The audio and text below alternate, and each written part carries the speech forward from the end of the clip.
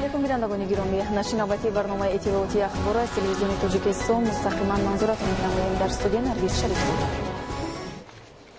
ҳукумати ҷумҳурии Тоҷикистон дар самти ҳавасмандгардонӣ бахши хусусӣ дар самти истеҳсолоти ивазкунандаи воридот тадбирҳои зарурӣ амалӣ менамояд. натиҷаи ҳамин буд ки солҳои охир аҳолӣ аз ҳисоби истеҳсолоти ватанӣ бо молҳои асосии хӯрокворӣ, асбобҳои рӯзгор ва масолеи сохтмонӣ таъмин гардида, ҳаҷми воридоти маводи ғизоӣ аз хориҷи кишвар дар давоми 3 соли охир қариб 3 миллиард сомонӣ ё 31% коҳиш ёфт. соли 2018 аз 20 номгӯи молу маҳсулоти ба содирот нигаронида шуда, афзоиши истеҳсоли 15 номгӯи он пурра таъмин гардидааст.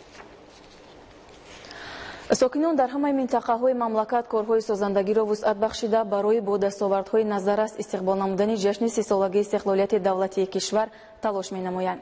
дар ноҳияи Қубодиён аз ҷониби як бонои нафақахӯр Мамлакат Қурбонназарова бо харҷи 30,000 сомонӣ як пул барои рафтуои сокинони деҳаи Арабхона сохта мавриди истифода қарор дода шуд ки ин иқдом мушкилоти чандсола вуҷуд доштаи ҳамдиҳагонашро бартараф намуд. хабарнигорони мо дар ин хусус гузориш омода намуданд.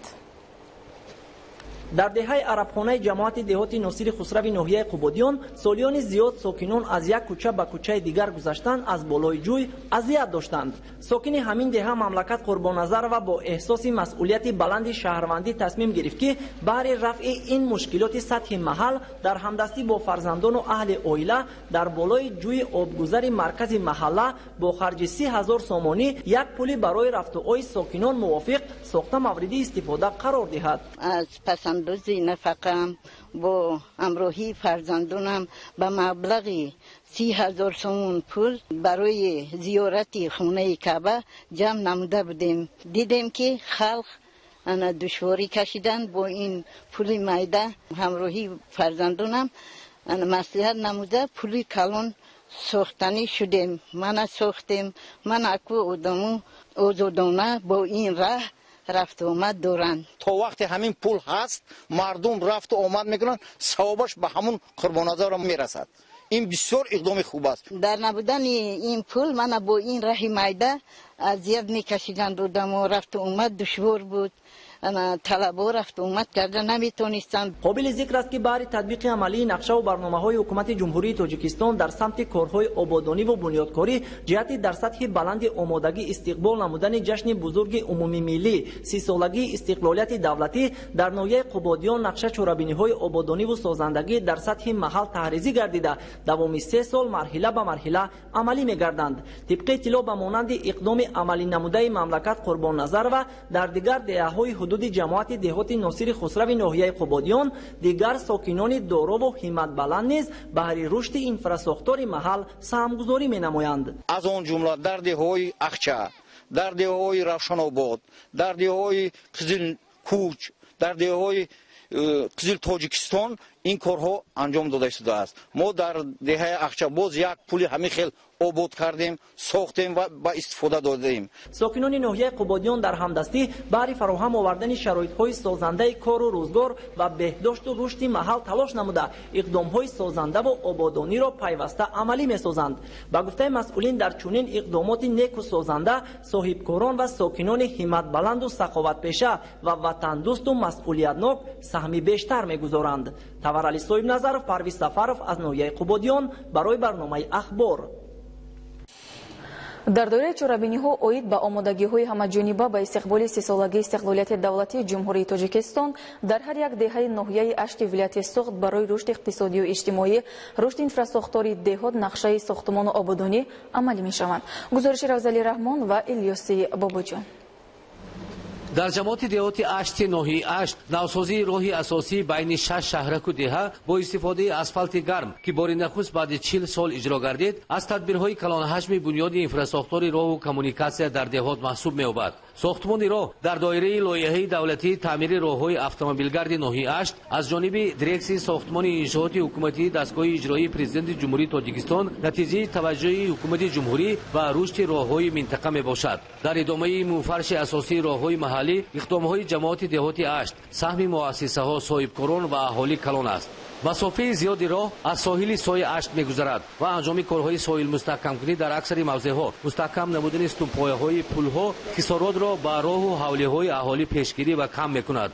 бо татбиқи лоиҳаи бунёди гузаргоҳ бо барқароркунии иншооти соҳил мустаҳкамкунӣ дар мавзеи раҳимсои ҷамоати Орион аз тадбирҳои муҳими коммуникатсионӣ, таъмини ҳаракати мунтазими воситаҳои нақлиёт дар ин мавзеи роҳи автомобилгарди Шайдон Дӯстӣ Орион мебошад. дар шаҳраки Дӯстӣ бо иқдоми ҷамоати деҳоти Ашт бинои иловагии мактаби рақами 55 ба номи Холбиби Маҳмудова бо сарфи беш аз 200 000 сомонӣ саҳми мақомоти иҷроии ҳокимияти давлати ноҳия, ҷамоати деҳот, кумитаи падару модарон ва ҷамъияти Рахшона Бунёд барои 200 нафар хонанда дар ду баст шароити арзандаи таҳсил муҳайё гардид. дар деҳаи лаби дарёи ҷамоати деҳоти Орион таъсиси филиали мактаби рақами 6 барои таҳсили ибтидоӣ бо бунёди бинои нав шароити хуби таҳсил фароҳам овард.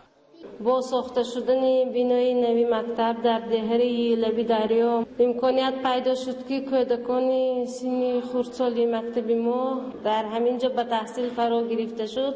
آنها قبلا به مکتب رقم 6 می رفتند که آن مسافه 3 کیلومتر بود. در دهات جماعت بنیاد کارگاه‌های استحصالی و مرکزهای خدمترسانی نه تنها زمینه بر رشد صنایع در دهات، همزمان تأسیس جایهای نوی کاری، تامین اهالی با استحصال محصولات خودی می باشد. آینده حجم کار را بسیار کرده باز 40 نفر کارگران همین ناحیه به کار تامین کنه.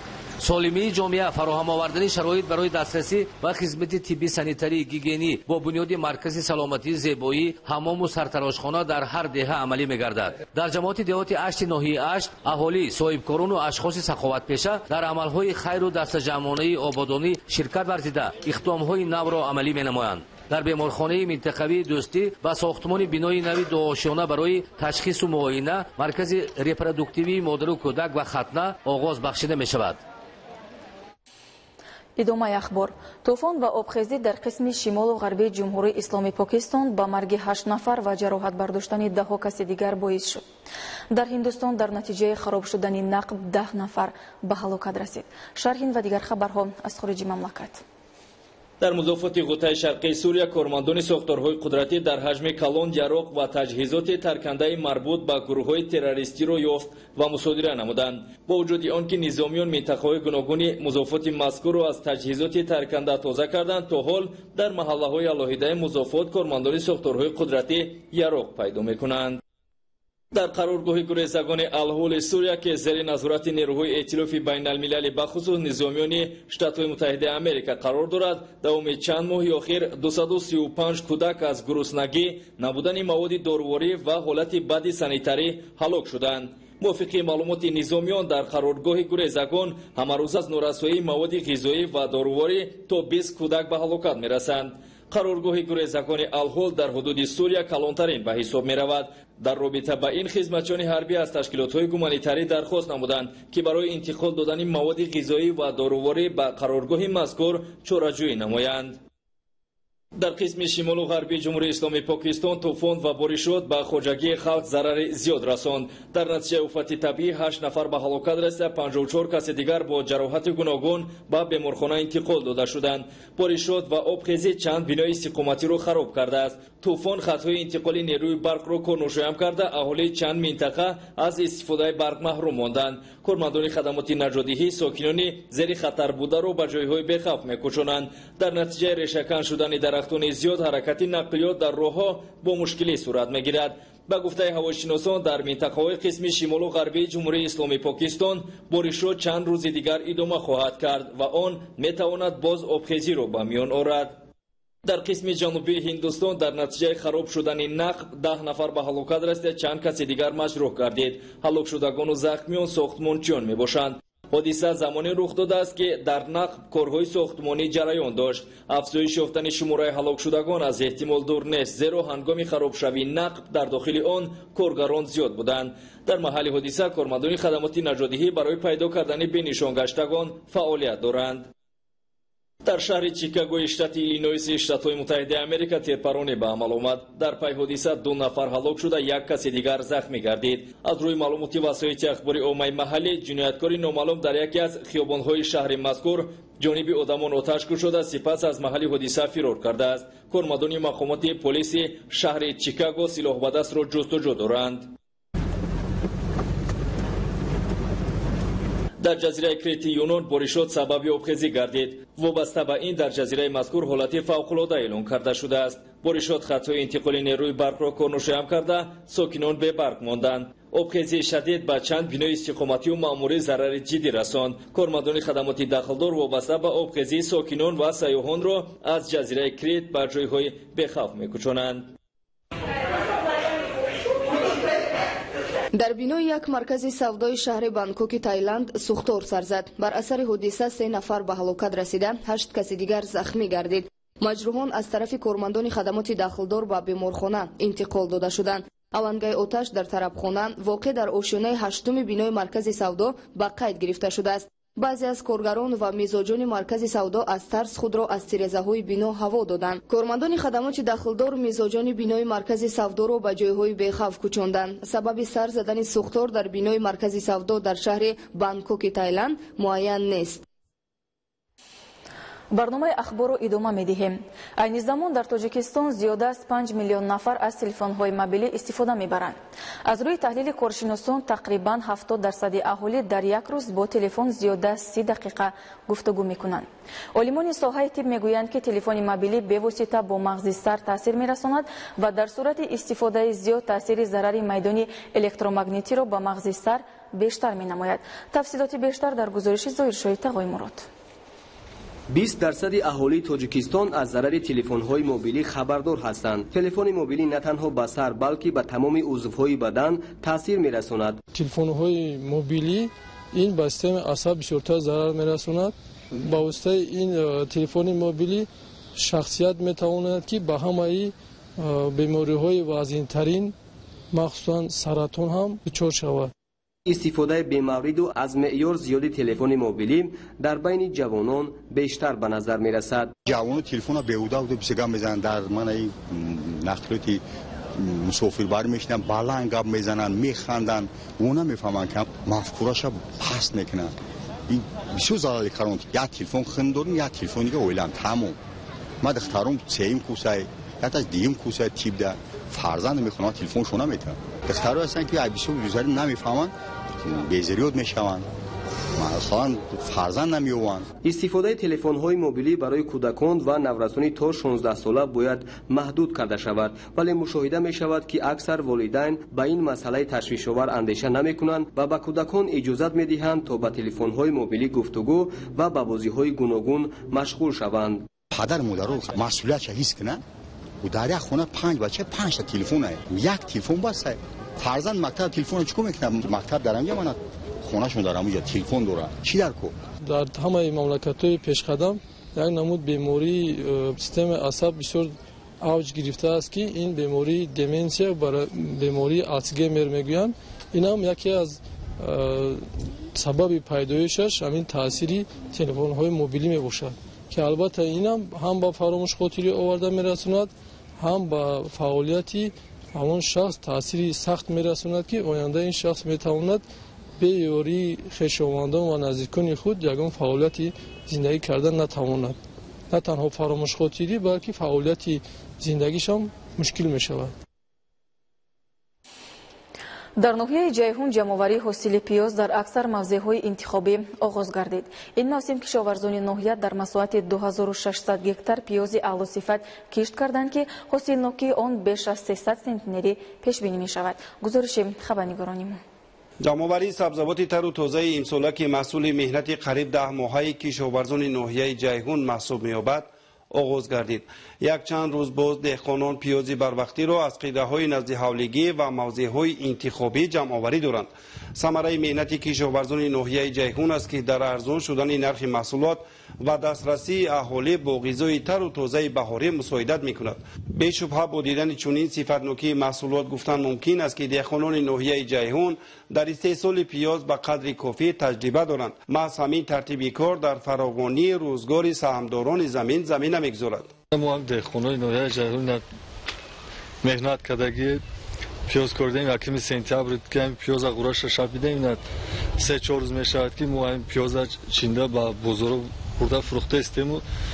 шароити зиндагимон бо پیش برده استیم. حاصل پیازی در صحراها کیش شده نیز خوب به نظر می رسد. تنها در دهات یکدین و قمسنگیر ناحیه جیهون در مساحت بیشتر از 200 گیتار چنین سبزیجات اعلی صفت پرورش یافته است. در زمینهای نزد حولگی ما پیاز جمع‌آوری پیاز سر کردیم تا اولی که از یکم سپتامبر پیشتر کش کرده بودند ما این را به بازار ناحیه چه از ناحیه بیرون وارد کردیم. 15000 تن صادرات کردیم از جمهوری بیرون.